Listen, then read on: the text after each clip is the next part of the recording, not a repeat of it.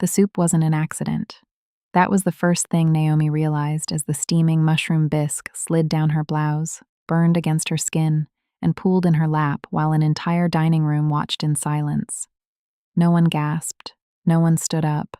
Not even Derek. Especially not Derek. His mother, Vivian Langston, lowered the empty bowl with the calm satisfaction of someone who believed humiliation was a form of discipline.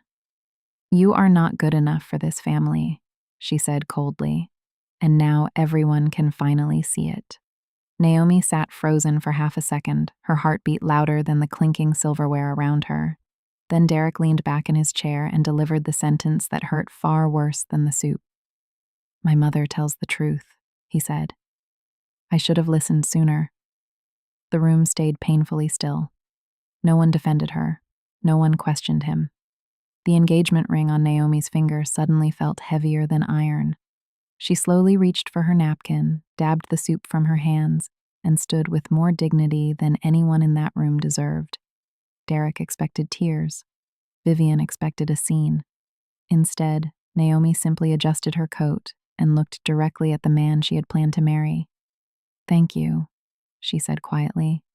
Derek frowned. "For what?" "For showing me exactly what my future would have looked like." Then she turned toward Vivian. "And thank you for making your cruelty impossible to ignore." Without another word, Naomi walked out of the mansion, heels clicking against marble floors while humiliation burned across her skin. But beneath the pain, something else was waking up. Clarity. Because the woman they tried to embarrass at dinner was not weak. She was simply exhausted from shrinking herself to fit inside other people's comfort. And that night, for the first time in years, Naomi stopped shrinking. Naomi didn't come from wealth.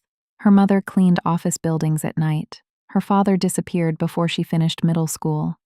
Every opportunity Naomi had ever earned came from long hours, impossible standards, and determination sharp enough to cut through rejection. By 29, she was already one of the most respected strategic executives at a global consulting firm. But outside the office, she played small, for Derek. "Don't talk too much about work around my family," he used to say casually. "My mom thinks career women can come off intimidating." So Naomi softened herself. She wore quieter colors, spoke less about her achievements, pretended her promotions were team efforts instead of leadership victories. Meanwhile, Derek happily accepted every advantage her success quietly provided. She helped rewrite his resume, coached him through interviews, introduced him to influential contacts. When he landed a position at the same company where Naomi held significant influence, he celebrated like he'd built the opportunity himself. Naomi never corrected him, because she believed love meant support.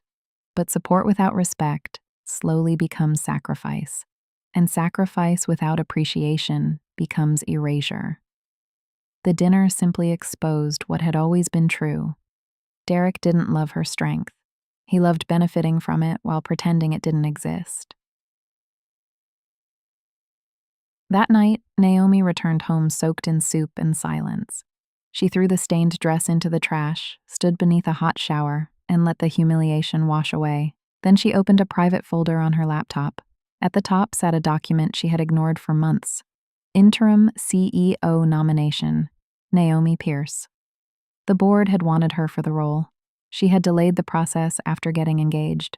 Derek once warned her that becoming CEO would change the relationship. Now she understood why. Power unsettled people who depended on her staying small.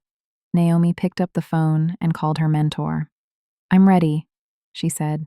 The board meeting was scheduled for the next morning. The vote was unanimous. By noon, Naomi Pierce officially became interim CEO of Langford and Oak, the same company Derek proudly told people he was about to dominate. There was only one problem. Derek had no idea. Naomi made exactly one adjustment to the onboarding schedule. Derek's orientation would begin 5 minutes after the public CEO announcement. Professional, precise, unforgettable. The next morning, executives gathered in the boardroom while Naomi stood confidently at the head of the table in a navy suit sharp enough to slice through memory itself. The elevator doors opened. Derek walked in smiling.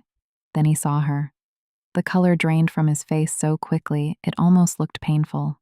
Naomi didn't smirk, didn't gloat. She simply gestured toward a chair. "Good morning, Mr. Langston," she said smoothly. "Please, have a seat." The room became impossibly quiet. Derek sat slowly, confusion turning into disbelief. Naomi clicked the presentation remote.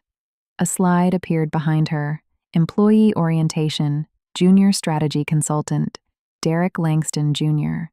Not executive, not partner, not future leader. Junior. A few executives exchanged uncomfortable glances. Naomi remained calm. "As interim CEO," she continued professionally, "I'd like to welcome you to Langford and Oak. Your direct supervisor will be Olivia Chen in strategy operations." Derek stared at her as if he no longer recognized the woman in front of him. And maybe he didn't, because this Naomi no longer needed permission to take up space. The weeks that followed were brutal for Derek, not because Naomi targeted him, but because she stopped protecting him. There's a difference. For years, Naomi had quietly compensated for his weaknesses. She softened meetings, corrected mistakes behind the scenes, elevated his image. Without her invisible support, his confidence collapsed under real expectations. He interrupted presentations with outdated data, missed critical deadlines, tried to take credit for ideas that weren't his. One young analyst privately reported that Derek had copied sections of her proposal into his own presentation. Naomi read the report carefully. No anger, no revenge, just accountability. Meanwhile, she focused on building. She launched leadership programs for women entering executive roles, expanded mentorship opportunities, revised company policies to protect junior employees from workplace favoritism and misconduct. The more Naomi grew into leadership, the less interested she became in proving anything to Derek. Because healing changes your priorities. You stop needing people to regret losing you. You simply stop regretting yourself. Then Vivian showed up at the office.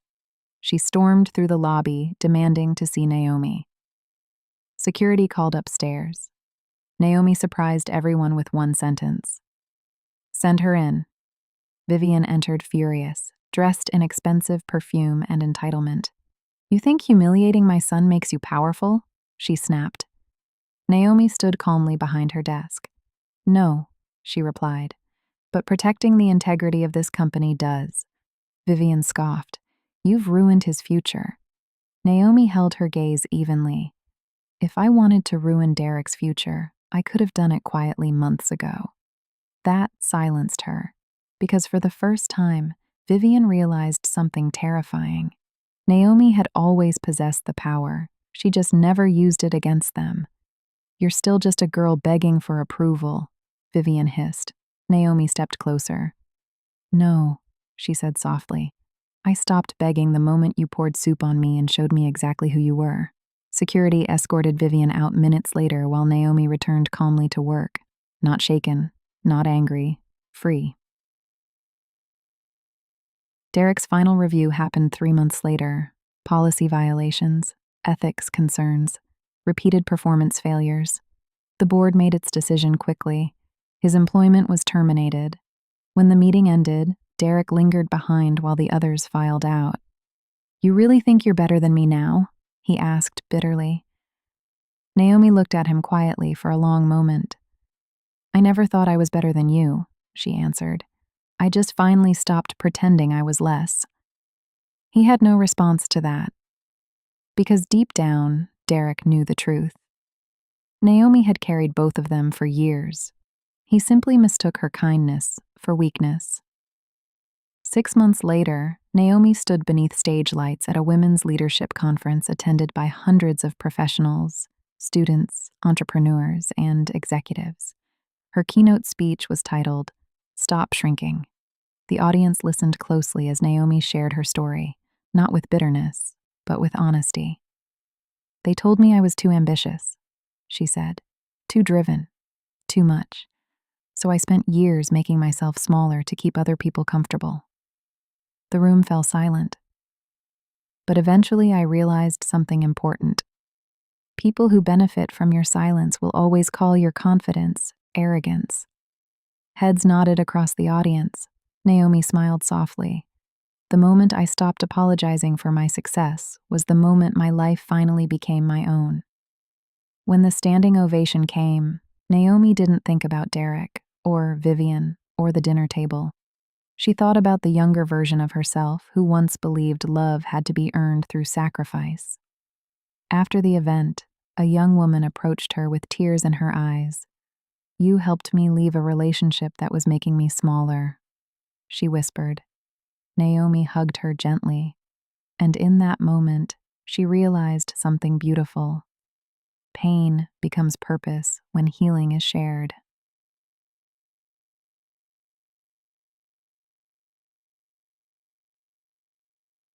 Later that evening, Naomi returned to her office overlooking the city skyline. The building buzzed with life around her. Teams collaborating, women leading meetings, young professionals speaking confidently in rooms where they once would have stayed silent. This was the legacy she wanted. Not revenge, not humiliation, impact. She glanced at her reflection in the darkened office window and smiled softly. They once called her useless, but Naomi was never asking for worth. She was building it all along,